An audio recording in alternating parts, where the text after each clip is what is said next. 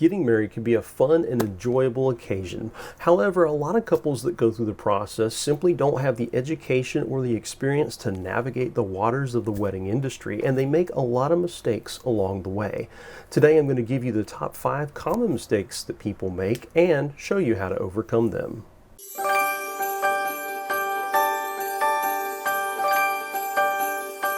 Hi friends, my name is Joshua Gabrielson and I'm a professional wedding filmmaker here in Virginia.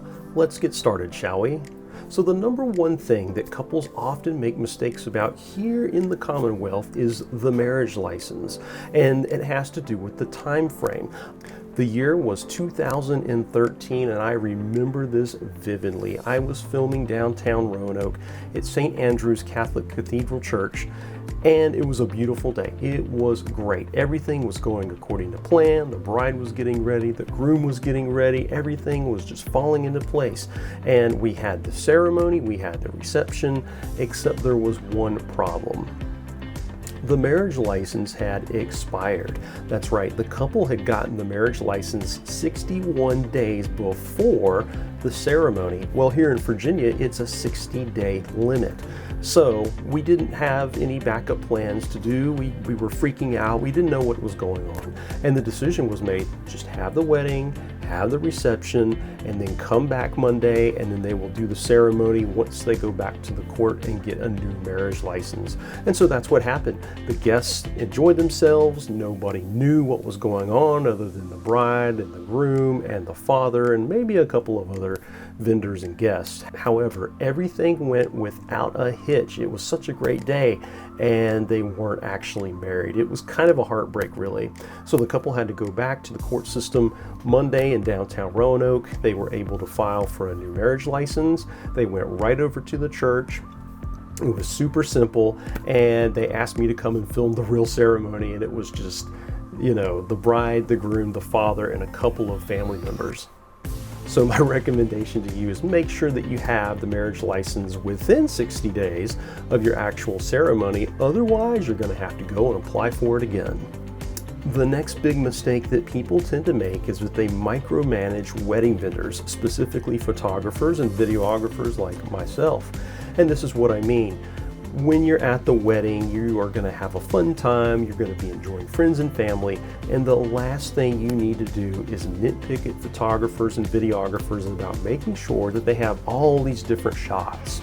So I will tell you that most professionals are going to say, hey, I'm going to give you a sheet, or I want to get you a list of shots that we typically do, and then anything outside the norm, let us know. It might be I have a second cousin that's coming in from out of state and I really want to get a picture of them, or maybe I have a long-lost family friend that's really important to me, or maybe you want to get a special picture with your great-grandparents. We don't know these kinds of things because we don't know your family.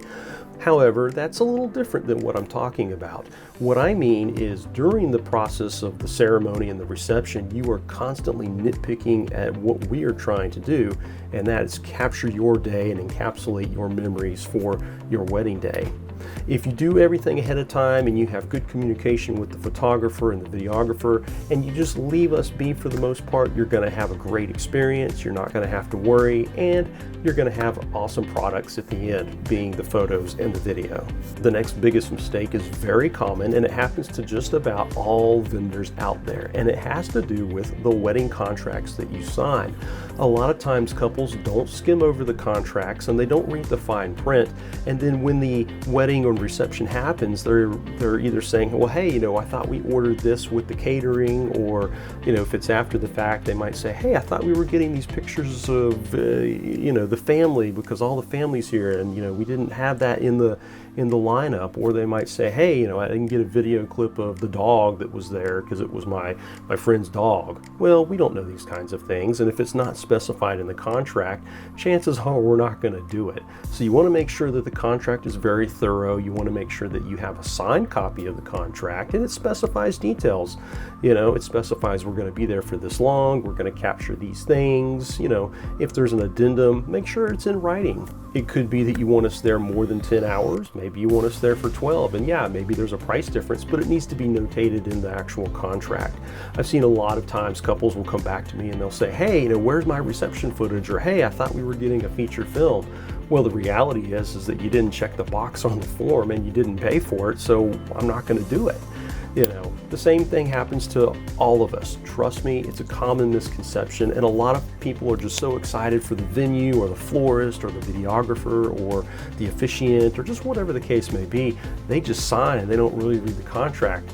And a lot of times, you know, there's a miscommunication about the expectation and the reality of what you're getting. So make sure that you read it over, ask questions if you have them, and make sure that everything is lined up for your wedding day.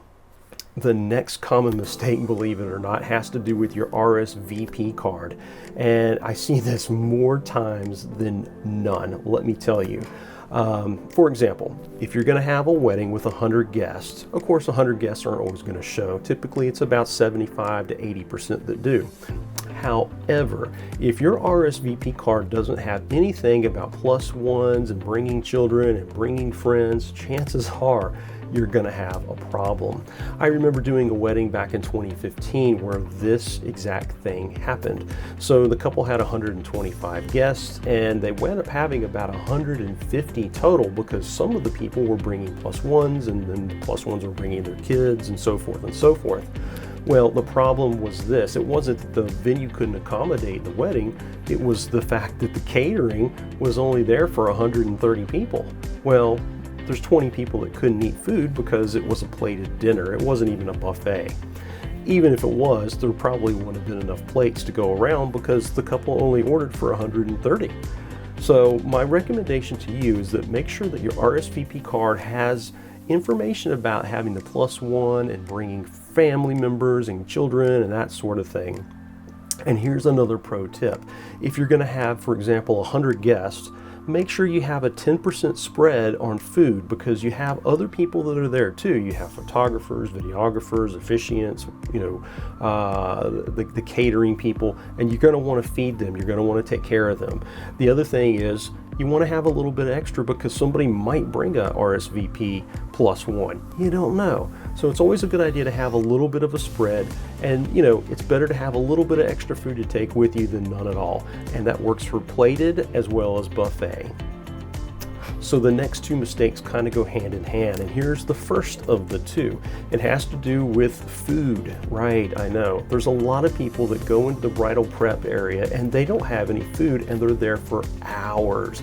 I highly recommend that you get some food. It could be crackers, it could be, you know, there's cheese plates with crackers on them and the little meats, you know. It could be your favorite vegetables, it could be veggie trays, it could be sandwiches, it doesn't matter.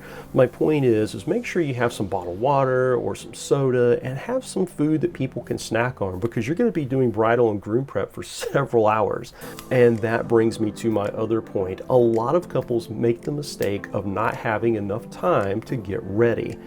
For guys, it's a little bit different, but for girls, women, you girls need a lot of time. I highly recommend that you have at least 3 to 4 hours of bridal prep time before you have the ceremony. So for example, if the ceremony is at 4 o'clock, make sure that you get there at 12 or 12:30 so you have a good 3 to 4 hours to get ready. And this is what I mean. You're going to have 5 to 6 bridesmaids there. You're going to have a flower girl, you're going to have yourself, and then you're also going to have a photographer and a videographer. You know, I'm going to be over there taking pictures and videos, and you know, my counterpart will be doing that as well. And there's going to be a lot of activity going on. Plus you're going to have a makeup artist and a hairstylist, and they'll have little stations set up and they have to go through each and every one of you, and it's almost like an assembly line. Well, unfortunately that takes time to do hair and makeup. So I highly recommend that you leave enough time allotted for yourself. You know, the other thing is that as time goes on, it will be a little bit easier for you because you'll be able to relax. You won't have that stress of hurry, hurry, hurry, we just got to hurry up and go. Now for guys, it's a little different. We really only need about 45 minutes of time. And the majority of that is just figuring out how to put the bow tie on or how to put the tie on and how to, you know, put on our suit for the day. And there you have it, friends, the most common mistakes that couples tend to make when they're getting married and having their wedding and reception, and how to easily overcome them. I really appreciate you watching the video today. Please go to the YouTube channel and hit subscribe and like, and leave a comment in the box below if you have other awesome ideas or questions about today's video. Thank you so much for watching, and happy wedding planning, friends.